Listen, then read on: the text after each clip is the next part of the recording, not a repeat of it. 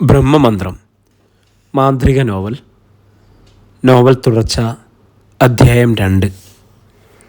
നീളം വരാന്തയിലും മുറ്റത്തുമൊന്നും ആരെയും കണ്ടില്ല. ഉമ്മറത്തേക്ക് കയറുന്ന ഭാഗത്ത് ഒരു ഓട്ടുമണി കെട്ടിയിട്ടുണ്ടായിരുന്നു. അതിൻ്റെ നാവിൽ നിന്നും ഒരു പ്ലാസ്റ്റിക് ചരട് തൂങ്ങിക്കിടക്കുന്നു. കോളിംഗ് ബെല്ലിന് പകരമാണ് അതെന്ന് ജയകൃഷ്ണന് ബോധ്യമായി. അവൻ അതിന് നേരെ കൈ നീട്ടിയതേയുള്ളൂ. അതിനു മുമ്പ് മണി തനിയെ ശബ്ദിക്കാൻ തുടങ്ങി. ഞെട്ടലോടെ അവൻ പിന്നോട്ട് മാറിപ്പോയി. അത് കണ്ടപ്പോൾ മാധുരി ചിരിച്ചു. മോനെ ജയ, നമ്മൾ നിൽക്കുന്നതേ മഹാമാന്ത്രികനായ ഭവത്രതൻ തമ്പി അദ്ദേഹത്തിൻ്റെ തറവാട്ടുമുറ്റത്താണ്. അത്ഭുതങ്ങൾ ഉണ്ടായില്ലെങ്കിലേ ചിന്തിക്കേണ്ടതുള്ളൂ. മൂർത്തികളെ കൊണ്ടാണ് തമ്പി അദ്ദേഹം ജോലികൾ ചെയ്യിക്കുന്നതെന്നാണ് ജനസംസാരം. ജയകൃഷ്ണൻ എന്തോ ചോദിക്കാൻ ഭാവിക്കുകയായിരുന്നു. പക്ഷെ അതിനു മുമ്പ് വാതിക്കൽ നിന്നും ഒരു ശബ്ദമായിരുന്നു. ആരാ അവിടെ? വാർദ്ധക്യം ബാധിച്ച ഒരു പുരുഷ ശബ്ദം. ഇരുവരും അങ്ങോട്ട് നോക്കി.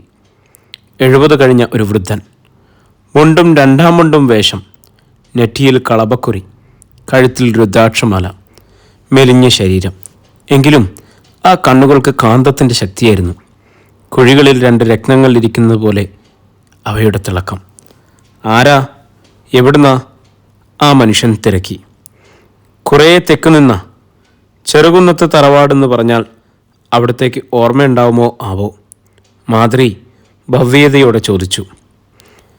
നല്ല കഥയായി. ചെറുകുന്നത്ത് തറവാട്ടിലെ നരനാരായണൻ്റെ വേളിയാണ്. അത്ഭുതമായിരിക്കുന്നു ആ ശബ്ദത്തിൽ. കയറിയിരിക്കൂ. പൂമുഖത്തേക്ക് കിടന്നിരുന്ന 2 തടിക്കസേരകളിലേക്ക് അദ്ദേഹം വിരൽ ചൂണ്ടി. ഇരുവരും കയറിയിരുന്നു. അവർക്കെതിരെ ഒരു ചാരുകസേരയിലേക്ക് ഭവിത്രതൻ തമ്പിയും ഇരുന്നു. നരനാരായണൻ്റെ ദുർമരണത്തെക്കുറിച്ച് ഞാൻ കേട്ടിരുന്നു. മാതൃക്ക് ഓർമ്മയുണ്ടാകുമോ? വർഷങ്ങൾക്ക് മുമ്പ് ഒരിക്കൽ അവിടെ വന്നിട്ടുണ്ട് ഞാൻ. ഉവ്, ഓർമ്മയുണ്ട്, ഉത്സാഹത്തോടെ അവർ അറിയിച്ചു. അന്ന് മടങ്ങിപ്പോരും വഴി ഒരു കാള കൊത്താൻ വന്നതും പിന്നെ അങ്ങയെ നമസ്കരിച്ച് വഴിയിൽ കിടന്നതുമൊക്കെ. തല കുലുക്കിക്കൊണ്ട് ഭവത്രതൻ തമ്പി ചിരിച്ചു. ആട്ടെ, എന്താ നിങ്ങൾക്ക് കുടിക്കാൻ വേണ്ടത്? ചായയോ സംഭാരമോ? നല്ല ചൂടല്ലേ, സംഭാരം തന്നെയാവാം. എന്നാൽ അങ്ങനെ തന്നെ. പക്ഷെ അവരെ വിസ്മയിപ്പിച്ചത് മറ്റൊന്നാണ്. കുടിക്കാൻ വേണ്ടത് എന്താണെന്ന് ചോദിച്ചതല്ലാതെ അത് കൊണ്ടുവരാൻ അദ്ദേഹം ആരെയും വിളിച്ചു പറഞ്ഞില്ല. ഒരുപക്ഷെ പ്രായാധിക്യം കാരണം അദ്ദേഹം പെട്ടെന്ന് അക്കാര്യം അങ്ങ് മറന്നുപോയതായിരിക്കുമോ എന്ന് ജയകൃഷ്ണൻ സംശയിച്ചു. എന്നാൽ മാധുരിയെയും മകനെയും അമ്പരപ്പിക്കുന്ന കാഴ്ചയാണ് കണ്ടത്. 2 ഓട്ടു ഗ്ലാസുകളിൽ സംഭാരവുമായി ഒരു ഓട്ടുതളിക അന്തരീക്ഷത്തിലൂടെ തനിയെ വരുന്നു. ഒരു മനുഷ്യൻ്റെ അരയോളം ഉയരത്തിൽ. മനുഷ്യൻ നടക്കുന്ന വേഗതയിൽ മാത്രമാണ് അത് വന്നുകൊണ്ടിരിക്കുന്നത്. അമ്മയും മകനും മുഖാമുഖം നോക്കിയതല്ലാതെ ഒന്നും പറഞ്ഞില്ല. അവരുടെ ഭാവം കണ്ടപ്പോൾ ഭവത്രതൻ തമ്പി ഒന്ന് പുഞ്ചിരിച്ചു. അവർക്ക് മുന്നിലെത്തി തളിക നിന്നു. ആരോ എടുത്തു കൊടുക്കുന്നത് പോലെ ഓട്ടു ഗ്ലാസുകൾ തളികയിൽ നിന്നും ഉയർന്ന് അവർക്കു നേരെ നീണ്ടു. വിറയ്ക്കുന്ന കൈകളോടെയാണ് ഇരുവരും ഗ്ലാസ്സിൽ പിടിച്ചത്. വേഗത്തിൽ തന്നെ അവ കുടിച്ച് ഗ്ലാസുകൾ തിരികെ താലത്തിൽ വലിക്കുകയും ചെയ്തു. പഴയതുപോലെ അത് മടങ്ങിയപ്പോൾ ഭവത്രതൻ തമ്പിയുടെ ഏതോ ഒരു അദൃശ്യമൂർത്തിയായിരിക്കും ഇത് ചെയ്യുന്നതെന്ന കാര്യത്തിൽ ഒട്ടും സംശയമില്ലായിരുന്നു മാതൃക്ക്. 2 പേരും വളരെ ദൂരം താണ്ടി ഇത്രണം വരെ വന്നത് വെറുതെ ആയിരിക്കില്ലെന്നും തക്ക കാരണം ഉണ്ടാവുമെന്ന് എനിക്കറിയാം. താടി തടവിക്കൊണ്ട് അദ്ദേഹം കൈ ഉയർത്തി തടഞ്ഞു. ഒരു യക്ഷിയെ കൊണ്ട് പൊറുതി മുട്ടിയിരിക്കുന്നു അല്ലേ? അതേ തമ്പി അദ്ദേഹമേ, തറവാട് കുളം തോണ്ടിയേ അടങ്ങുമെന്നാണ് അവളുടെ വാശി, മാധുരി പറഞ്ഞു. ഒരു കണക്കിൽ അവളെ അത്രയിടം ആക്കി തീർത്തത് നിങ്ങളൊക്കെ തന്നെയാ അല്ലേ? മാധുരി വിളറിപ്പോയി. ആട്ടെ, ഈ കാര്യത്തിൽ ഞാനെന്താ ചെയ്യേണ്ടത്? അദ്ദേഹം ഇരുവരെയും നോക്കി. ആ യക്ഷിയുടെ ഉപദ്രവത്തിൽ നിന്ന് ഞങ്ങളെ അവിടുന്ന് രക്ഷിക്കണം. അത് പ്രയാസമുള്ള കാര്യമാണല്ലോ. ഒന്നാമത് ഞാനിപ്പോൾ മറ്റൊരിടത്തും പോയി കർമ്മം ചെയ്യാറില്ല. മാത്രമല്ല ആ യക്ഷി ഇപ്പോൾ കൂടുതൽ കരുത്താർജിച്ച് നിൽക്കുന്ന സമയമാണ്. നരനാരായണൻ തറവാട്ട് ക്ഷേത്രത്തിൽ മരിച്ചു വീണില്ലേ? മാധുരി നടുങ്ങി. തൻ്റെ തമ്പുരാൻ മരിച്ചതും യക്ഷിയുടെ കൈയുണ്ടോ? അധ്യായം 3. എൻ്റെ ശ്രീരാമ ഭഗവാനെ, എന്തൊക്കെയായി കേൾക്കുന്നത്? അറിയാതെ മനസ്സിൽ അങ്ങനെ ചോദിച്ചു പോയി മാധുരി. അപ്പോൾ ഭവത്രതൻ തമ്പി പറയുകയായിരുന്നു. ഏതു മാന്ത്രികൻ വിചാരിച്ചാലും വിധിയെ തടുക്കാൻ പറ്റില്ലല്ലോ. അങ്ങ് ഞങ്ങളെ കൈവിടുകയാണോ? പതർച്ചയുണ്ടായിരുന്നു മാധുരിയുടെ ശബ്ദത്തിൽ. അങ്ങനെ ഞാൻ പറഞ്ഞില്ലല്ലോ. പക്ഷേ ഇതെൻ്റെ ജന്മമാസമാണ്. ഈ മാസം ഇത്തരം കർമ്മങ്ങളൊന്നും ചെയ്യാൻ പാടില്ല. എനിക്ക് ഒരു 20 ദിവസം കൂടി നിങ്ങൾ കാത്തിരിക്കേണ്ടി വരും. അങ്ങനെയാണെങ്കിൽ ഞാനൊന്ന് ശ്രമിച്ചു നോക്കാം. മതി, അത് മതി. ശരി, എങ്കിൽ പോയിക്കോളൂ. എനിക്ക് ഇത്തിരി ജോലിയുണ്ട്.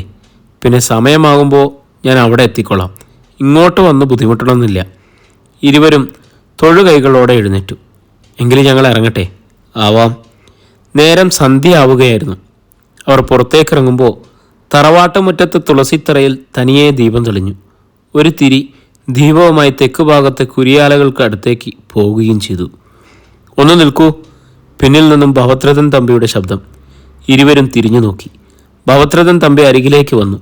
ഇതാ, ഇത് സൂക്ഷിച്ചോളൂ. ചെറിയ കടലാസ് പൊതി അദ്ദേഹം നീട്ടി. ഭവ്യതയോടെ ജയകൃഷ്ണൻ അത് വാങ്ങി. അതിനുള്ളിൽ എന്താണെന്ന് തിരക്കിയില്ല. ഒരിക്കൽ കൂടി യാത്ര പറഞ്ഞ് വന്ന് കാറിൽ കയറി. ലൈറ്റ് ഇട്ടുകൊണ്ടാണ് ജയകൃഷ്ണൻ കാർ ഓടിച്ചത്. ജാതിത്തോട്ടം പിന്നിട്ടില്ല. അതിനു മുമ്പ് ഒരു ജാതിമരം വല്ലാതെ ഒന്ന് കുലുങ്ങി. ജാതിക്കകൾ റോഡിലേക്ക് ചിതറി വീണു. കാര്യമറിയാതെ ജയകൃഷ്ണൻ ബ്രേക്കമർത്തി. കനത്ത ഇരുട്ട്. പെട്ടെന്ന് ജാതിമരങ്ങൾക്കിടയിൽ നിന്നും ഒരാന റോഡിലേക്ക് ഇറങ്ങി കാറിന് നേരെ തിരിഞ്ഞു. അയ്യോ ആന! മാധുരിയുടെ ശബ്ദം. ആനയുടെ കണ്ണുകൾ കാറിൻ്റെ വെളിച്ചമേറ്റ് തിളങ്ങി. തലയൊന്ന് കുലുക്കിക്കൊണ്ട് ആന ചിഹ്നം വിളിച്ചു. കൊലവിളി. അസാമാന്യ വലിപ്പമായിരുന്നു ആ ആനയ്ക്ക്. ചിഹ്നം വിളിച്ചുകൊണ്ട് അത് തുമ്പിക്കൈ ഉയർത്തിയപ്പോൾ കൊമ്പുകളുടെ വലിപ്പം മാധുരിയും ജയകൃഷ്ണനും കണ്ടു. റോഡിൽ തെറിച്ചു വീണ ജാതിക്കായകളെ കാൽക്കീഴിൽ ഞെരിച്ചമർത്തി ആന കാറിന് നേരെ വരികയായിരുന്നു. മോനെ! മാധുരി ഭീതിയോടെ വിളിച്ചു. നിർത്തിയ കാർ പെട്ടെന്ന് പിന്നോട്ടെടുത്താലോ എന്നാണ് ജയകൃഷ്ണൻ ചിന്തിച്ചത്. എന്നാൽ വേഗത്തിൽ കാർ എടുക്കാൻ പറ്റിയ റോഡല്ല താനും. അവർക്കും ആനയ്ക്കും ഇടയിൽ മരണത്തിൻ്റെ ഏതാനും അടിയകലം മാത്രമേ ഉള്ളൂ. ജയകൃഷ്ണൻ കാർ ഒന്നുകൂടി ഇരപ്പിച്ചു. ആ ശബ്ദം കേട്ടെങ്കിലും ആന പിന്മാറട്ടെ എന്ന ചിന്തയോടെ. പക്ഷേ ആ ശബ്ദം ആനയെ കൂടുതൽ ദേഷ്യം പിടിപ്പിച്ചതുപോലെയാണ് തോന്നിയത്. അതൊന്നുകൂടി ഒച്ചത്തിൽ ചിഹ്നം വിളിച്ചു. ജയകൃഷ്ണൻ വിയർപ്പിൽ കുളിച്ചു.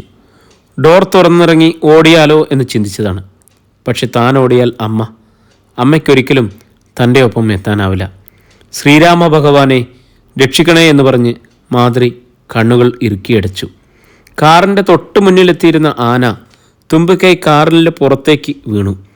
ആനയുടെ കൊമ്പുകൾ താണു വരുന്ന കാർ കുത്തിമറിക്കുകയാണ് അതിൻ്റെ ലക്ഷ്യമെന്ന് ജയകൃഷ്ണന് ബോധ്യമായി. ഉറക്കെ നിലവിളിക്കണമെന്നുണ്ട്. പക്ഷെ ശബ്ദം പുറത്തേക്ക് വരുന്നില്ല. ക്ഷണനേരത്തിനുള്ളിൽ അവൻ്റെ ഉള്ളിൽ ഒരു തോന്നലുണ്ടായി. ഭവത്രതൻ തമ്പി അദ്ദേഹം തന്ന പൊതി. അവൻ അതെടുത്ത് കാറിനുള്ളിൽ ഇരുന്നു കൊണ്ട് അത് ആനയ്ക്ക് അഭിമുഖമായി നീട്ടിപ്പിടിച്ചു. ചുവന്ന ഒരു പ്രകാശം അതിൽ നിന്നും ഉണ്ടായതുപോലെ ആനയുടെ മസ്തകത്തിൽ അത് ചെന്ന് പതിഞ്ഞതുപോലെയും അവന് തോന്നി. പെട്ടെന്ന് തീപ്പൊള്ളലറ്റതുപോലെ ആന നിവർന്നു. തുമ്പിക്കൈ പിൻവലിച്ചു. തിരിഞ്ഞ് വന്ന വഴി ഒരോട്ടം. വിശ്വസിക്കാൻ കഴിഞ്ഞില്ല. ഈ പൊതിക്ക് ഇത്രമാത്രം ശക്തിയോ? അമ്മേ!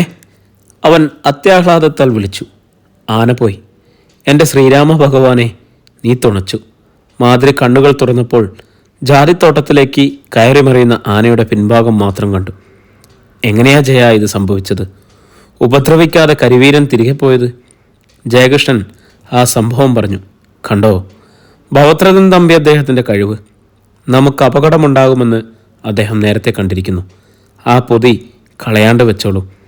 ജയകൃഷ്ണൻ കാറിൻ്റെ ഡാഷിനുള്ളിൽ അത് ഭദ്രമായി വെച്ച് വീണ്ടും യാത്ര. മരണത്തിൽ നിന്നും രക്ഷപ്പെട്ടെന്ന ആശ്വാസത്തോടെ. അപ്പോൾ തറവാട്ടിൽ മറ്റൊരു സംഭവം നടന്നിരുന്നു. വൈകിട്ട് ക്ഷേത്രത്തിൽ നിന്ന് പോകണമെന്ന് വിനയപ്രഭ തീരുമാനിച്ചിരുന്നു.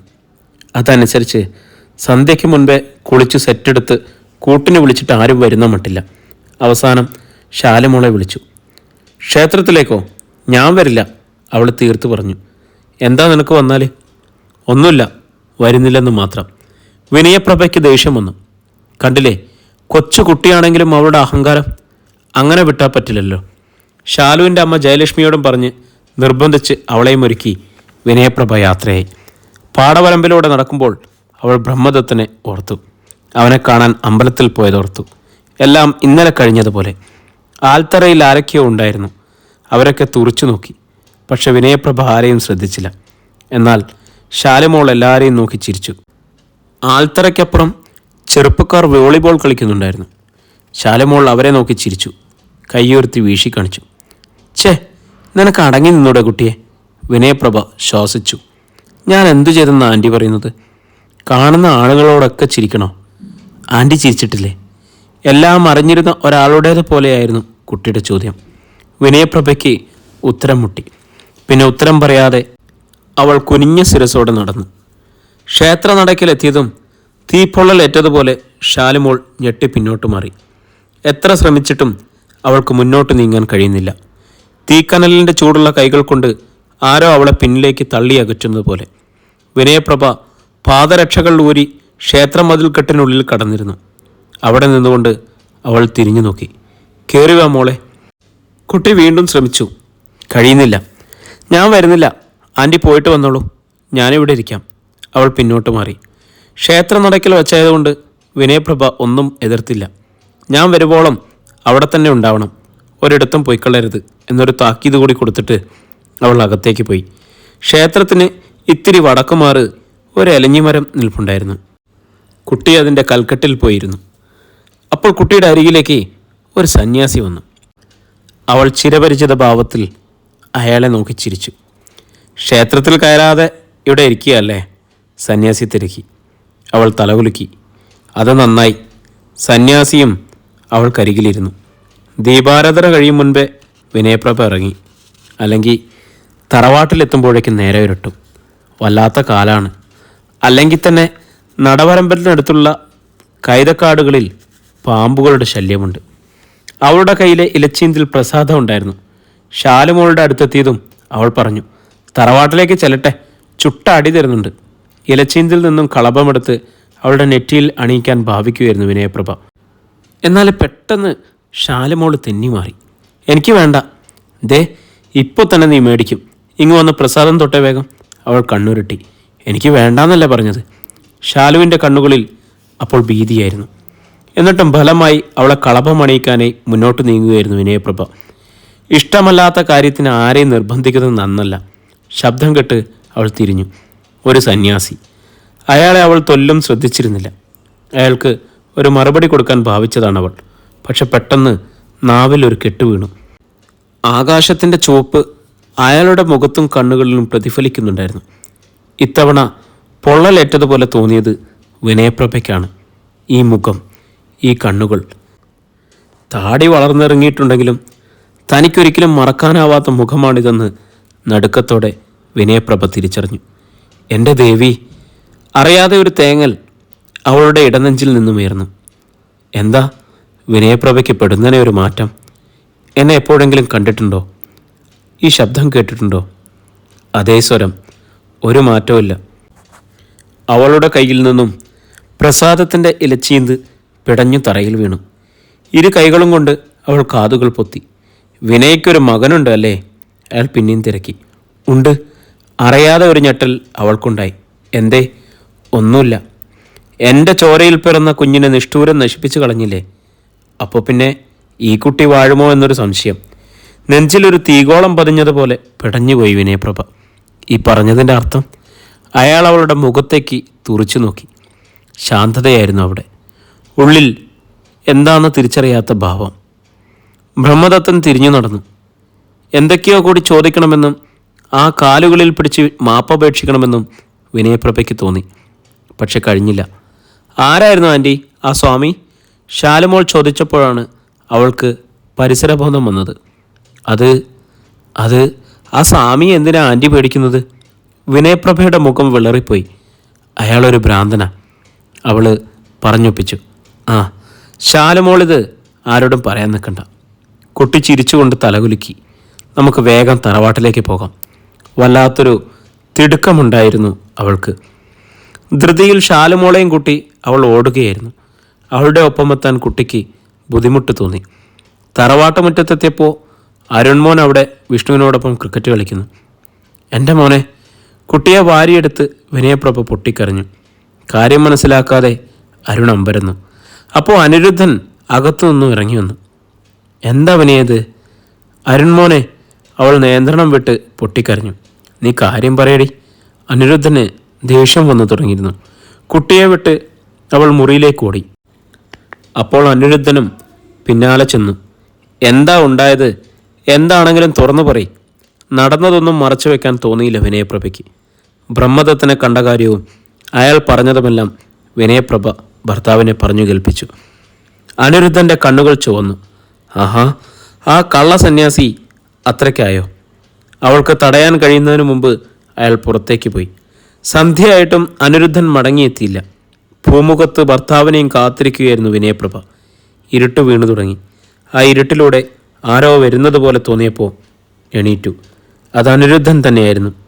വെളിച്ചത്തിലേക്ക് വന്ന അയാളുടെ രൂപം കണ്ടതും വിനയപ്രഭ ഒറ്റ അലർച്ചയായിരുന്നു. വിനയപ്രഭയുടെ അലർച്ച ചെറുകുന്നത്തു തറവാടിൻ്റെ മുക്കിലും മൂലയിലും എത്തി. ജ്യോതികയും പൂജയും ജയലക്ഷ്മിയും അവിടെ ഉണ്ടായിരുന്ന കുട്ടികളും പുറത്തേക്ക് ഓടിയെത്തി. മുറ്റത്തു നിന്നും ആടുന്ന അനിരുദ്ധനെ അവരും കണ്ടു. ശിരസ് പൊട്ടിപ്പിളർന്നിരിക്കുന്നു. ശിരസ് മുഴുവൻ ചോര കൊണ്ട് മൂടിയിരിക്കുകയാണ്. അത് താഴേക്ക് ഒലിച്ചിറങ്ങുന്നു. അനിരുദ്ധേട്ടാ, എന്താ ഉണ്ടായത്? വിനയപ്രഭ ഓടിച്ചെന്ന് അനിരുദ്ധനെ താങ്ങിയെടുത്ത് വല്ലവിധേനയും ഉമ്മറത്തെണ്ണയിലിരുത്തി. വെള്ളം. അയാളുടെ ചുണ്ടുകൾ മന്ത്രിച്ചു. അരുൺമോൻ പെട്ടെന്ന് അകത്തേക്കൂടി പോയി ഒരു പാത്രത്തിൽ വെള്ളം കൊണ്ടുവന്നു. വിനയപ്രഭ അത് വാങ്ങി ഭർത്താവിൻ്റെ വായിലേക്ക് ഒഴിച്ചു കൊടുത്തു. ആർത്തിയോടെ അയാളത് കുടിച്ചു. അവൾ അനിരുദ്ധൻ്റെ മുഖത്തെ ചോര കഴുകിക്കളഞ്ഞു. എന്താണ് സംഭവിച്ചതെന്നറിയാതെ നിറഞ്ഞ ഉദ്യോഗത്തോടെ ചുറ്റും നിൽക്കുകയായിരുന്നു മറ്റുള്ളവർ. കുട്ടികൾ ഭയന്ന് അല്പം അകലേക്ക് മാറി. ശാലുമോളുടെ ചുണ്ടിൽ മാത്രം മറ്റാർക്കും തിരിച്ചറിയാനാവാത്ത ഒരു പുഞ്ചിരി തങ്ങി നിന്നു. ഞാൻ ആ ബ്രഹ്മദത്തനെ കാണാൻ പോയതായിരുന്നു. ആ രംഗം ഓർമ്മിക്കാൻ പോലുമുള്ള കരുത്തില്ലാതെ നിലവിളിച്ചു പോയി അനിരുദ്ധൻ. എങ്കിലും വല്ലവിധേനയും അയാളത് പറയാൻ ശ്രമിച്ചു. കണ്ണുകൾക്ക് മുന്നിൽ അപ്പോഴും അയാളെല്ലാം കാണുകയായിരുന്നു. ഇരുട്ടു വീണു തുടങ്ങിയ നേരത്താണ് ബ്രഹ്മദത്തനെ തേടി അനിരുദ്ധൻ ആൽത്തറയുടെ അരികിലെത്തിയത്. അവിടെ പലരും ഇരിപ്പുണ്ടായിരുന്നു. ആ കൂട്ടത്തിലൊന്നും സന്യാസിമാരെ കാണാഞ്ഞപ്പോൾ ആരോടും ഒന്നും മിണ്ടാതെ അയാൾ ക്ഷേത്രഭാഗത്തേക്ക് പോയി. ഇലഞ്ഞിമരത്തിൻ്റെ ഭാഗത്ത് ക്ഷേത്രത്തിലുമൊന്നും അയാളെ കണ്ടില്ല. കോപവും നിരാശയും കലർന്ന മനസ്സുമായാണ് അയാൾ മടങ്ങിയത്. നാട്ടുവെളിച്ചത്തിൽ വഴി കാണാമായിരുന്നു. പാടവരമ്പിലൂടെ നടുവിലെത്തിയതും തറയിൽ നിന്നും അപ്പോൾ പൊട്ടിമുളിച്ചതുപോലെ മുന്നിലൊരാൾ. അനിരുദ്ധനൊന്ന് ഞെട്ടി. മുന്നിൽ നിൽക്കുന്നത് താൻ അന്വേഷിച്ചു പോയ ബ്രഹ്മദത്തൻ തന്നെയാണെന്ന് അടുത്ത നിമിഷം അയാൾ തിരിച്ചറിഞ്ഞു. അനിരുദ്ധൻ എന്നെ കാണാതെ ഒരുപാട് ബുദ്ധിമുട്ടിയല്ലേ? ശാന്തനായാണ് ബ്രഹ്മദത്തൻ തിരക്കിയത്. അതേടാ കള്ള സന്യാസി, എന്തായാലും നീ എൻ്റെ മുന്നിൽ തന്നെ വന്നുപെട്ടല്ലോ. അയാളെ അടിക്കാനായി അനിരുദ്ധൻ മുന്നോട്ടാഞ്ഞു. സ്ത്രീകളെ വഴിയിൽ തടഞ്ഞു നിർത്തി നീ ഭീഷണിപ്പെടുത്തും അല്ലേടാ? ബ്രഹ്മദത്തൻ ചിരിച്ചു. വിനയപ്രഭയുടെ മേൽ നിങ്ങളുള്ളതിനേക്കാൾ അധികാരം എനിക്കുണ്ട്. ആരെയില്ലെങ്കിൽ പോയി അവളോട് തന്നെ ചോദിക്കും. ഒരു താലിമാലയുടെ ബന്ധത്തിനപ്പുറത്ത് അവളുടെ ഭർത്താവായി കഴിഞ്ഞവനാണ് ഞാനും. ചിലതൊക്കെ അറിയാമായിരുന്നെങ്കിലും മറ്റൊരാളുടെ നാവിൽ നിന്നും അത് കേട്ടപ്പോൾ അനിരുദ്ധനൊന്ന് ചൂളിപ്പോയി. പക്ഷേ അതൊരു തോൽവിയായി സമ്മതിക്കാൻ അയാളുടെ പുരുഷൻ തയ്യാറായില്ല. ചെറുപ്പകാലത്ത് എല്ലാവർക്കും ചില തെറ്റുകുറ്റങ്ങളൊക്കെ ഉണ്ടായിരുന്നിരിക്കും. അതൊക്കെ പറഞ്ഞ് പിന്നെയും ഭീഷണിയുമായി വന്നാലുണ്ടല്ലോ. അനിരുദ്ധ, നിങ്ങൾക്ക് ഒന്നും ചെയ്യാൻ കഴിയില്ല. എന്നെ ഒന്ന് തൊടാൻ പോലും ആവില്ല നിങ്ങൾക്ക്. ശാന്തമായിരുന്നു അപ്പോഴും ബ്രഹ്മദത്തൻ്റെ ശബ്ദം. എന്നാൽ ഞാൻ കാണിച്ചു തരാടാ. മുന്നോട്ട് കൊതിക്കാൻ ഞാൻ അനിരുദ്ധൻ്റെ തോളിൽ പെട്ടെന്ന് ഒരു കൈയമർന്നു. ഞെട്ടിത്തിരിഞ്ഞ അനിരുദ്ധൻ ആ കാഴ്ച കണ്ട് അലറിക്കരഞ്ഞു. പക്ഷെ തൻ്റെ ശബ്ദം പുറത്തേക്ക് വന്നില്ല. തൻ്റെ പിന്നിൽ ആനയുടെ ഉയരമുള്ള ഒരു രൂപം, ഒരു വലിയ ഗർലിയെപ്പോലെ, ഹിമമനുഷ്യനെ പോലെയോ തോന്നിച്ചു. അത് ഭീമാകാരമായ ശരീരം നിറയെ കറുത്ത രോമങ്ങൾ, തിളങ്ങുന്ന ചുവന്ന കണ്ണുകൾ. ആ രൂപം വായി തുറന്നപ്പോൾ കൂർത്ത പല്ലുകൾ മങ്ങിയ വെളിച്ചത്തിലും തിളങ്ങി. നാവ് പുറത്തേക്ക് നീട്ടിയപ്പോൾ പച്ചച്ചോരയുടെ മണം പരന്നു. അത് കൈ ഉയർത്തി തൻ്റെ ശിരസിലേക്കിട്ടത് മാത്രമേ അനിരുദ്ധൻ അറിഞ്ഞുള്ളൂ. ബോധം വീഴുമ്പോൾ ഞാൻ അവിടെ തന്നെ കിടക്കുകയായിരുന്നു. ഒരു വിധത്തിലാണ് ഇങ്ങെത്തിയത്. അനിരുദ്ധൻ പറഞ്ഞു നിർത്തി. മറ്റുള്ളവർ ആ കഥ കേട്ട് ശ്വാസം നിലച്ചതുപോലെ നിൽക്കുകയായിരുന്നു. വല്ലാത്തൊരു ഭീതി അവരുടെയൊക്കെ ശിരാചക്രങ്ങളിൽ മിന്നൽ പിളർ വീഴ്ത്തി കഴിഞ്ഞിരുന്നു. എന്നെ ആശുപത്രി കൊണ്ടോ, അല്ലെങ്കിൽ ഞാൻ ചത്തുപോകും. അനിരുദ്ധൻ്റെ ശബ്ദം നേർത്തു വന്നു. തറവാട്ടിൽ കാറ് കിടപ്പുണ്ട്, പക്ഷെ ആരോടിക്കും? ഭയപ്പാടോടെ എല്ലാവരും മുഖാമുഖം നോക്കി. ശാലുമോളുടെ കണ്ണുകൾ അനിരുദ്ധൻ്റെ പൊട്ടിപ്പിളർന്ന ശിരസിൽ തങ്ങി നിൽക്കുകയായിരുന്നു. ചോര കണ്ടപ്പോൾ അവൾ നാവ് നീട്ടി ചൊടി നനച്ചു.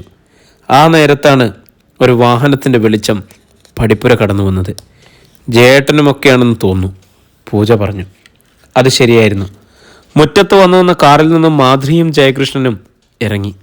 എന്തോ പന്തികേടുണ്ടെന്ന് അപ്പോൾ തന്നെ അവർക്ക് ബോധ്യമായി. എന്താ കുട്ടികളെ? ഓടിയെത്തിയ മാധുരി മുന്നിലെ ദൃശ്യം കണ്ട് നടുങ്ങി വിരിച്ചു. മറ്റുള്ളവർ കാര്യം പറഞ്ഞു. ജയകൃഷ്ണൻ അപ്പോൾ തന്നെ അനിരുദ്ധനെ കാറിൽ കയറ്റി. ഒപ്പം വിനയപ്രഭയും കയറി. കാർ ആശുപത്രിയിലേക്ക് പാഞ്ഞു. കാഷ്വാലിറ്റിയിൽ പ്രവേശിക്കുമ്പോഴും അനിരുദ്ധൻ്റെ ശിരസിൽ നിന്നും രക്തം നിലയ്ക്കാതെ ഒഴുകുന്നുണ്ടായിരുന്നു. അയാളെ രക്ഷപ്പെടുത്തുക ബുദ്ധിമുട്ടാണെന്ന് ഡോക്ടർമാർ ജയകൃഷ്ണനുമായി സ്വകാര്യമായി അറിയിച്ചു. എങ്കിലും ജയകൃഷ്ണൻ അത് വിനയപ്രഭയോട് പറഞ്ഞില്ല. പക്ഷെ പിറ്റേന്ന് രാവിലെ ആയപ്പോഴേക്കും അനിരുദ്ധനിൽ നല്ല മാറ്റമുണ്ടായി. ഡോക്ടർമാർക്കും പ്രതീക്ഷയായി. കരഞ്ഞു കലങ്ങിയ കണ്ണുകളോടെ ആശുപത്രി വരാന്തയിൽ കസേരയിലിരിക്കുകയായിരുന്നു വിനയപ്രഭ. ബ്രഹ്മദത്തൻ്റെ ഏതോ ഒരു മൂർത്തിയാണ് തന്നെ അനിരുദ്ധനെ ആക്രമിച്ചതെന്ന് അവൾക്കുറപ്പുണ്ടായിരുന്നു. തന്നോടും തറവാടിനോടും കണക്ക് തീർക്കാൻ തന്നെയാണ് ബ്രഹ്മദത്തൻ തിരിച്ചു വന്നതെന്ന് അവൾക്ക് തോന്നി. ആ ഊഹം ശരിയായിരുന്നു. അപ്പോൾ ബ്രഹ്മദത്തൻ ഗ്രാമത്തിൽ ഒരിടത്തുണ്ടായിരുന്നു. ഗ്രാമത്തിൻ്റെ തെക്ക് പടിഞ്ഞാറ് ഭാഗത്ത് ഒരു വലിയ കൊക്കയും വെള്ളച്ചാട്ടവും ഉണ്ട്. ആകെ കാട് പിടിച്ച് കിടക്കുന്ന ഒരു പ്രദേശം. സാധാരണ ആ ഭാഗത്തേക്കെങ്ങും ആരും പോകാറില്ല. അതുകൊണ്ട് തന്നെ വെള്ളച്ചാട്ടത്തിൻ്റെ പിന്നിൽ വലിയൊരു ഗുഹയുണ്ടെന്ന കാര്യം ആർക്കും അറിയില്ലായിരുന്നു. ഗുഹാമുഖത്തോട് ചേർന്നാണ് വെള്ളം താഴേക്ക് പതിക്കുന്നത്. ഗുഹയുടെ മുന്നിലേക്ക് തള്ളി നിൽക്കുന്ന പാറയിൽ നിന്നാണ് കുളിക്കാം. ഒന്ന് പിഴച്ചാൽ അഗാധമായ ഗർത്തത്തിലേക്ക് പതിക്കുമെന്ന് മാത്രം. കാട്ടുവള്ളിയിലൂടെ തൂങ്ങി മാത്രമേ ആ ഗുഹയിലേക്ക് ഇറങ്ങാൻ കഴിയൂ. ഉള്ളിലേക്ക് കടന്നാൽ 2 വലിയ മുറിയുടെ വിസ്താരമുണ്ടായിരുന്നു ഗുഹയ്ക്ക്. അതിനുള്ളിൽ നിറയെ സിന്ദൂരം തൂവിയ ഒരു വിഗ്രഹം. ആ വിഗ്രഹത്തിന് കൊളുത്തിവെച്ച നിലവിളക്കിന് മുന്നിൽ പത്മാസനത്തിലിരിക്കുകയായിരുന്നു ബ്രഹ്മദത്തൻ. ആശുപത്രിയിലെ ഓരോ രംഗവും ഉൾക്കണ്ണുകൾ കൊണ്ട് കാണുകയായിരുന്നു അയാൾ. മരണാസന്നനായിരുന്ന അനിരുദ്ധൻ പതിയെ ജീവിതത്തിലേക്ക് തിരിച്ചു വരുന്നത് ബ്രഹ്മദത്തൻ്റെ മന്ത്രങ്ങളുടെ ശക്തി കൊണ്ടാണെന്ന് ആരും അറിഞ്ഞില്ല. പക്ഷെ ആരും പ്രതീക്ഷിക്കാത്ത ഒരു ദുരന്തമാണ് അനിരുദ്ധനും വിനയപ്രഭയ്ക്കും വേണ്ടി ബ്രഹ്മദത്തൻ ഒരുക്കിയത്. 4-5 ദിവസങ്ങൾ കഴിഞ്ഞു. ഇനി സ്റ്റിച്ചെടുക്കാൻ നേരത്ത് ഹോസ്പിറ്റലിൽ എത്തിയാൽ മതി എന്ന് പറഞ്ഞതിനനുസരിച്ച് അനിരുദ്ധനും വിനയപ്രഭയും ചെറുകുന്നത്ത് തറവാട്ടിലേക്ക് മടങ്ങി. ഇതിനിടെ വിഷ്ണു വീണ്ടും തറവാട്ട് നിലവറയിൽ കയറി തുടങ്ങിയിരിക്കുന്നു. സൂക്ഷിക്കണം വിഷ്ണു, ഒന്നും വിട്ടുപറയാൻ എനിക്കാവില്ലെങ്കിലും ചില സൂചനകൾ തരാം. നിനക്കെതിരെ പ്രബലനായ ഒരു ശത്രുവുണ്ട്. അയാളോട് അധികം വൈകാതെ നിനക്ക് ഏറ്റുമുട്ടേണ്ടി വരും. അതുകൊണ്ട് കഴിവതും വേഗത്തിൽ കഴിയുന്നത്ര മാന്ത്രിക പഠനങ്ങൾ നീ ഉൾക്കൊള്ളണം. മാത്രമല്ല, ഇത്തവണ നിന്റെ പഠനത്തിന് വിഘ്നങ്ങൾ ഉണ്ടായേക്കാം. അപകടങ്ങൾ കരുതിയിരിക്കണം. നരനാരായണൻ്റെ ആത്മാവ് അവനോട് പറഞ്ഞിരുന്നു. സംഭവങ്ങളുടെ ഗൗരവം വിഷ്ണുവിന് ബോധ്യപ്പെട്ടു. തറവാട്ടിൽ മരണങ്ങൾ തുടർക്കഥയാക്കിയ യക്ഷിയെ തളയ്ക്കണമെങ്കിൽ കഠിനമായ അധ്വാനം വേണ്ടിവരുമെന്ന് അവനും അറിയാമായിരുന്നു. തൻ്റെ അച്ഛനെയും ചേച്ചിയെയും കൊന്ന യക്ഷി. വല്ലാത്തൊരു പ്രതികാര ചിന്ത അവനിൽ ഉണർന്നു. അത് മാന്ത്രിക പഠനത്തിന് കൂടുതൽ ഉത്തേജനം നൽകി. ഓരോ ഗ്രന്ഥത്തിലെയും മന്ത്രങ്ങൾ വളരെ വേഗത്തിൽ അവൻ ഹൃദ്യസ്ഥമാക്കി തുടങ്ങി. അങ്ങനെ ഒരു ദിവസം രാവിലെ പതിവ് പൂജകളും പഠനവും കഴിഞ്ഞ് അവൻ നിലവറയ്ക്ക് പുറത്തു വന്നു. ആരും കണ്ടില്ലെന്ന് ഉറപ്പാക്കിയിട്ട് 4 ചുവട് നടന്നതേയുള്ളൂ. മുന്നിൽ ശാലുമോള്. അവൾ അവനെ തന്നെ തുറച്ചു നോക്കി നിൽക്കുകയായിരുന്നു. ഏട്ടൻ നിലവറയിലായിരുന്നു? അവൾ സംശയത്തോട് ചോദിച്ചു. അല്ല. എന്തേ? ഒന്നുമില്ല. അവൻ മുന്നോട്ട് ചെല്ലുന്തോറും അവൾ പിന്തിരിഞ്ഞു. ഗുഹയിലെ തൻ്റെ ഉപാസനമൂർത്തിയുടെ മുന്നിൽ ആവണിപ്പലകയിൽ ചമ്രം പടിഞ്ഞിരുന്നു കൊണ്ട് ബ്രഹ്മദത്തൻ താടി തടവിയൊന്ന് പുഞ്ചിരിച്ചു. അയാൾക്ക് മുന്നിൽ ഹോമകുണ്ഡം ഉണ്ടായിരുന്നു. ഉയരുന്ന അഗ്നിയുടെ നാവിൽ അയാൾ കൗതുകത്തോടെ വിഷ്ണുവിൻ്റെ മുഖം കാണുകയായിരുന്നു. 10ാം തരത്തിൽ പഠിക്കുന്ന ചെക്കൻ. അവൻ യക്ഷിയെ തളയ്ക്കാൻ മാന്ത്രിക പഠനം നടത്തുന്നു. തനിക്കെതിരെ ഈ കൊച്ചു പയ്യനൊന്നുമല്ല എന്ന് ചിന്തിക്കാമായിരുന്നു ബ്രഹ്മദത്തന്. പക്ഷെ അതിന് അയാൾ ഒരുക്കമല്ലായിരുന്നു. വിഷപ്പാമ്പുകൾക്ക് വലുതെന്നോ ചെറുതെന്നോ വ്യത്യാസം കണ്ടെത്തേണ്ട കാര്യമില്ലല്ലോ. ചെറുകുന്നത്ത് തറവാട്ടിലെ സന്തതിയാകുമ്പോൾ അവൻ ഏത് തരക്കാരനായിരിക്കുമെന്ന് ഊഹിക്കാവുന്നതേയുള്ളൂ. അവനെ തൽക്കാലം ഒന്ന് ഭയപ്പെടുത്താനാണ് അയാൾ തീരുമാനിച്ചത്. അതുകൊണ്ട് അവൻ പഠനം അവസാനിപ്പിച്ചില്ലെങ്കിൽ പിന്നീട് മതിയല്ലോ ബാക്കി കാര്യങ്ങൾ. ഒരുപിടി കറുകപ്പുല്ല് വാരി നെഞ്ചോട് ചേർത്ത് പിടിച്ചിട്ട് അയാൾ അല്പനേരം കണ്ണുകൾ പൂട്ടിയിരുന്നു. നാവിൻ തുമ്പിൽ മന്ത്രാക്ഷരങ്ങൾ ഇടതടവില്ലാതെ ഉയർന്നു. അനന്തരം അയാൾ കറുകപ്പുല്ലുകൾ ഹോമാഗ്നിയിലേക്ക് എറിഞ്ഞു. അഗ്നിയിൽ കറുകപ്പുല്ലുകൾ പൊട്ടിത്തെറിച്ച് തീപ്പൊരികളായി ഉയർന്നു. ആ തീപ്പൊരികൾ ചെറിയൊരു തീനാളങ്ങളായി. ആ തീനാളങ്ങൾക്ക് ഒരു മനുഷ്യൻ്റെ രൂപമുണ്ടായി. നിമിഷങ്ങൾ കഴിഞ്ഞപ്പോൾ ആ രൂപത്തിന് പിന്നെയും മാറ്റങ്ങൾ വന്നു. അഗ്നി പോലെ തലമുടി, സ്ത്രീ ശരീരത്തിൻ്റെ ഘടനകളായി, അഗ്നിയിൽ തീർത്ത മാരടങ്ങൾ, അഗ്നിയിൽ തീർത്ത നാഭിച്ചുഴി, നീണ്ട കോമ്പല്ലുകൾ. ഒരുപാട് ഗ്രന്ഥങ്ങൾ പഠിച്ചപ്പോൾ ബ്രഹ്മദത്തിന് സ്വന്തം കഴിവുകൾ ഉപയോഗിച്ച് സൃഷ്ടിച്ചെടുക്കാൻ കഴിഞ്ഞ ഒരു മൂർത്തിയായിരുന്നു അത്. അയാൾ അവൾക്ക് അഗ്നിമുഖി എന്ന് പേരിട്ടു. വാർത്താളിയുടെയും ബ്രഹ്മരശസിൻ്റെയും ധൂമാവതിയുടെയും അംശങ്ങളെ സ്വാംശീകരിച്ചെടുത്തുണ്ടാക്കിയ പുതിയ അവതാരം. ദാസി മുന്നിലുണ്ട്. എന്താണ് അവിടുത്തെ കൽപ്പന? അഗ്നിമുഖിയുടെ ശബ്ദം ആ പാറക്കെട്ടുകളെ ചിതറിക്കാൻ പോലും ശക്തിയുള്ളതായിരുന്നു. ആദ്യം നീ ഈ രൂപമൊന്ന് മാറ്റണം. ഉടനെ അഗ്നിമുഖി ഹോമാഗ്നിയിൽ നിന്നും പുറത്തേക്ക് മാറി. തറയിൽ നിന്നപ്പോൾ തലയിൽ നിന്നും താഴേക്ക് തീയണഞ്ഞു. അവിടെ സൂര്യപ്രഭ തോന്നുന്ന അതിസുന്ദരിയുടെ രൂപം തെളിയുകയായിരുന്നു. ഏതൊരു മുനിവര്യനെയും വികാരവിവശനാക്കുന്ന അംഗലാവണ്യം. വാസ്തവത്തിൽ പരിപൂർണ നഗ്നിയായ ഒരു സ്ത്രീ സൗന്ദര്യം കണ്ടപ്പോൾ ഒരു മാത്ര ബ്രഹ്മദത്തൻ്റെ മനസ്സുപോലും പതറിപ്പോയി. അതുകൊണ്ട് അഗ്നിമുഖി ഊറിച്ചിരിച്ചു. നിന്റെ ഈ രൂപം കൊള്ളാം, ബ്രഹ്മദത്തൻ പറഞ്ഞു. ഇതിന് പുറത്ത് നേരിയ ഒരു ചേല ധരിക്കുക. ആദ്യം ചെറുകുന്നത്ത് തറവാട്ടിലെ വിഷ്ണുവിൻ്റെ ബ്രഹ്മചര്യം നശിപ്പിക്കാനാവുമെങ്കിൽ അത് ചെയ്യുക. അല്ലെങ്കിൽ നിന്റെ സ്വരൂപം കാട്ടി അവനെ ഭയപ്പെടുത്തി മടങ്ങുക. അങ്ങയുടെ ആഗ്രഹം പോലെ. ഒരു നിമിഷത്തിനുള്ളിൽ അവൾ മറഞ്ഞു. ബ്രഹ്മദത്തൻ അപ്പോഴും പുഞ്ചിരിച്ചു. ചെറുകുന്നത്ത് തറവാട് നിശബ്ദമായിരുന്നു. എല്ലാവരും ഉറങ്ങിക്കഴിഞ്ഞിട്ട് നാഴികകളായി. വിഷ്ണു എഴുന്നേറ്റു. അടുത്ത ദിവസത്തെ പൂജകൾക്കായുള്ള സാധനങ്ങൾ ശേഖരിക്കേണ്ടിയിരിക്കുന്നു. പകൽ നേരങ്ങളിൽ മറ്റുള്ളവർ അറിയും എന്നുള്ളതിനാൽ സാധാരണ ഇതുപോലെ രാത്രി കാലങ്ങളിലാണ് അവൻ ആ കർമ്മം അനുഷ്ഠിക്കുന്നത്. മുത്തശ്ശൻ മാന്ത്രികനായിരുന്നതിനാൽ ആവശ്യ വസ്തുക്കൾ തറവാട്ട് വളപ്പിൽ തന്നെ ഉണ്ട് താനും. വിഷ്ണു ശബ്ദം കേൾപ്പിക്കാതെ വാതിൽ തുറന്ന് പുറത്തേക്കിറങ്ങി. തെക്ക് ഭാഗത്ത് തൊടിയിലേക്ക് നടന്നു. നല്ല നിലാവെളിച്ചമുണ്ടായിരുന്നു. തൊടിയിൽ നിന്നും അവൻ ദർഭയും ചമതയും കറുകയും മറ്റും ശേഖരിച്ചു തുടങ്ങി. പെട്ടെന്നാണ് തൊട്ടടുത്തു നിന്നും മഞ്ഞിൻ്റെ മാർദ്ദവമുള്ള ഒരു ശബ്ദം കേട്ടത്. വിഷ്ണു, അവൻ ഞെട്ടിത്തിരിഞ്ഞു. തൊട്ടു പിന്നിൽ ഒരു സുന്ദരി. അവളെ തന്നെ മിഴിച്ചു നോക്കി നിന്നുപോയി അവൻ. മഞ്ഞിൻ്റെ നേരിയ ആവരണം പോലെയുള്ള അവളുടെ വസ്ത്രത്തിനുള്ളിൽ ഒരു സ്ത്രീയുടെ സൗന്ദര്യം അവൻ ആദ്യമായി കാണുകയായിരുന്നു. 14 വയസ്സേ ഉള്ളുവെങ്കിലും അവനിലെ പുരുഷനെ ഇളക്കാൻ ആ സൗന്ദര്യത്തിന് കഴിഞ്ഞു. അവൾ വശ്യമായി ഒന്ന് ചിരിച്ചു. എന്താ ഇങ്ങനെ നോക്കുന്നത്? അറിയില്ല എന്നെ? അവൻ ആ മുഖത്തേക്ക് സൂക്ഷിച്ചു നോക്കി.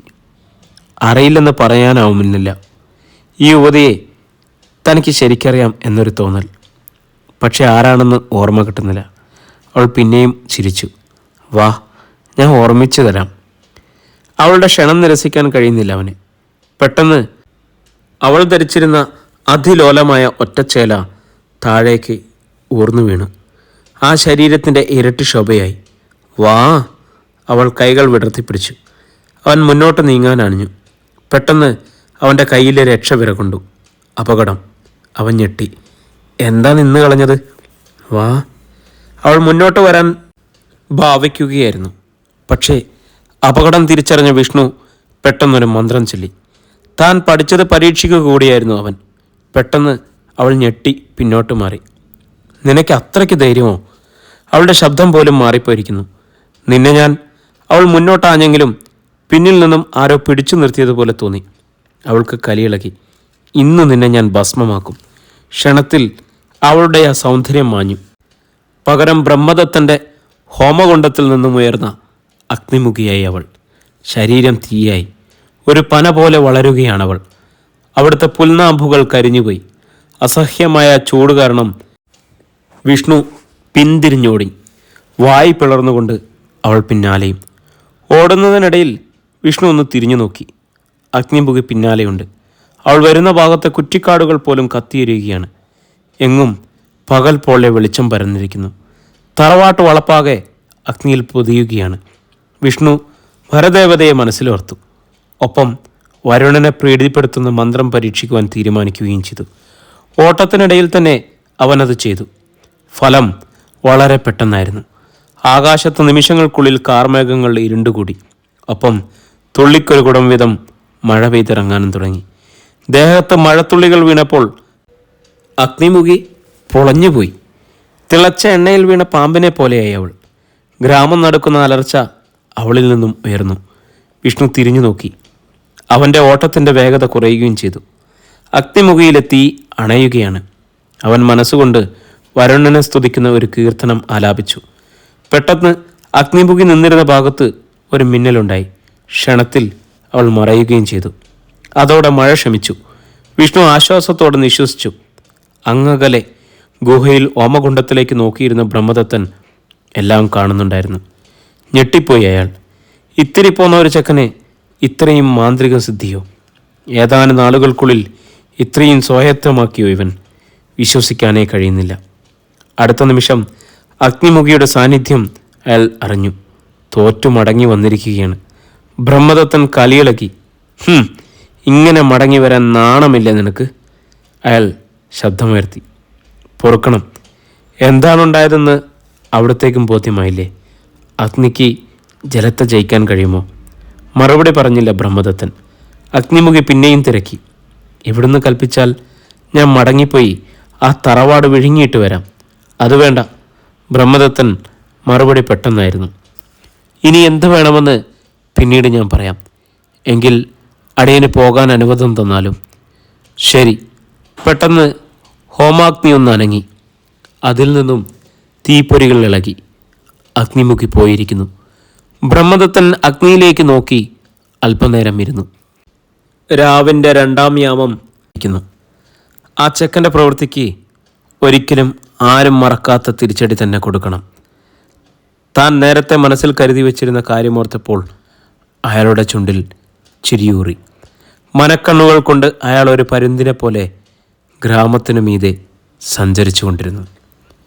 പ്രിയമുള്ളവരെ, നമ്മുടെ നോവലിൻ്റെ 2-ാമത്തെ ഭാഗം ഇവിടെ തുടരുകയാണ് കേട്ടോ. ഇതിൻ്റെ അടുത്ത ഭാഗം കേൾക്കുന്നതിന് വേണ്ടി നമ്മുടെ ചാനലൊന്ന് സബ്സ്ക്രൈബ് ചെയ്തിട്ടില്ലെങ്കിൽ സബ്സ്ക്രൈബ് ചെയ്യുക. ബെല്ലൈക്കൺ അമർത്തിയിട്ടില്ലെങ്കിൽ ബെല്ലൈക്കൺ അമർത്തുക. പെട്ടെന്നുള്ള അപ്ഡേഷനൊക്കെ നിങ്ങൾക്ക് കിട്ടണ്ടേ. അതേപോലെ നിങ്ങളുടെ അഭിപ്രായങ്ങൾ എന്ത് തന്നെയായാലും കമൻ്റായിട്ട് രേഖപ്പെടുത്താൻ മറക്കരുത് കേട്ടോ. നിങ്ങളുടെ കമൻറ്റുകളൊക്കെ കേൾക്കുമ്പോഴും കാണുമ്പോഴൊക്കെയാണ് ഒരു സന്തോഷം. അപ്പോൾ വീണ്ടും നാളെ ഇതിൻ്റെ പുതിയൊരു ഭാഗമായിട്ട് നമ്മൾ കണ്ടുമുട്ടും. അതുവരേക്കും എല്ലാവർക്കും ശുഭദിനം.